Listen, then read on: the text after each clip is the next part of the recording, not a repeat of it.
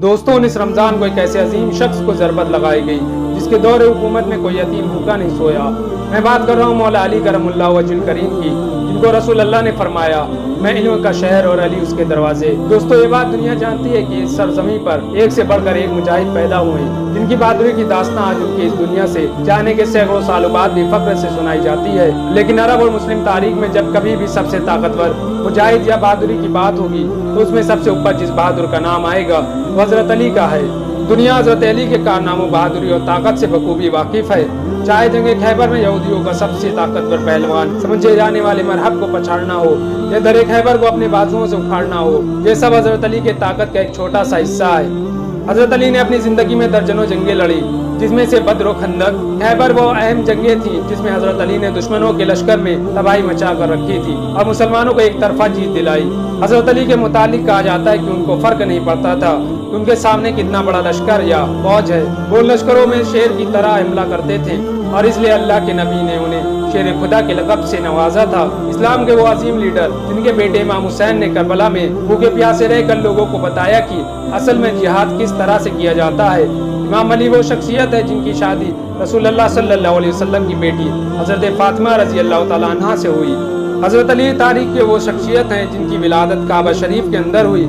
आपको रसूलुल्लाह ने फरमाया, मन कुन्तु मौला फाज़ा अलीयुन मौला, मैं जिसका मौला अली भी उसके मौला हैं। हजरत अली मैदान जंग में जिस तरह ताकतवर थे, असल जिंदगी में उतने ही नरम और इंसाफ पसंद इंसान थे। लेकिन इस्लाम के सबसे अजीम सिपाही जिनका कोई सानी न था, उन्हें कैसे शहीद किया गया।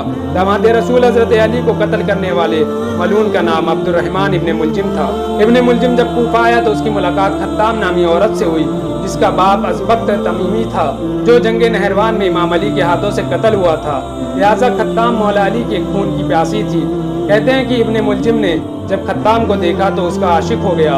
इब्ने मुलजिम ने खत्ताम से शादी की ख्वाहिश की तो खत्ताम ने कहा, मुझसे शादी करने की 3 शर्तें हैं, 3000 दरहम, गुलाम और 1 कनीज़े देनी होंगी। इब्ने मुलजिम बोला, मैं राजी हूँ। खत्ताब ने कहा, एक और शर्त भी है, अगर मुझसे निकाह करना चाहते हो तो अली इब्ने अबू तालिब को कत्ल कर दो। इब्ने मुलजिम ने हैरानी से कहा, अली को कौन कत्ल कर सकता है, वो बहादुर शहसवार और माहिर सिपाही है। खत्ताम बोली, मैं माल नहीं चाहती हूँ, लेकिन अली को तुम्हें जरूर कत्ल करना होगा क्योंकि उसने मेरे बाप को कत्ल किया है। लिहाजा इब्ने मुलजिम उससे निकाह की खातिर इस बात पे तैयार हो गया। 19 रमजानुल मुबारक की सुबह इब्ने मुलजिम सुबह मस्जिद कूफा में जा पहुंचा। उसने एक कपड़े में जहर से बुझी तलवार को लपेट कर छुपा लिया था ताकि मौका मिलते ही हजरत अली पर वार कर सके। अब्दुर्रहमान इब्ने मुलजिम वही शख्स है जिसके मुतालिक नबी करीम सल्लल्लाहु अलैहि वसल्लम ने फरमाया, गुज़श्ता उम्मतों में बदबख्त तरीन शख्स वो था जिसने सालेह अलैहिस्सलाम की ऊँटनी को मारा था, और आखिरी उम्मत में बदबख्त तरीन शख्स वो होगा जो अली की दाढ़ी को खून से रंग देगा। 19 रमजानुल मुबारक की रात ढलने लगी तो आप रज़ी अल्लाह तआला अन्हु फजर की नमाज की अदायगी के लिए मस्जिद कूफा तशरीफ लाए। उस वक्त इब्ने मुलजिम उल्टा सोया हुआ था।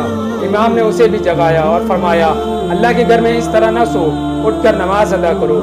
आप नमाज फजर के लिए इमामत पर खड़े हुए और जब पहली रकात के पहले सजदे से सर उठाए तो इब्ने मुलजिम चिल्लाकर वार किया और आपके सर पर एक गहरी सरब मारी जो आपकी पेशानी पर लगा, और मौला अली ने फरमाया, रब्बे काबा की कसम, आज अली कामयाब हो गया, और महराब मस्जिद में जमीन पर गिर पड़े। लोग चिल्लाए कि उस मलून को पकड़ो।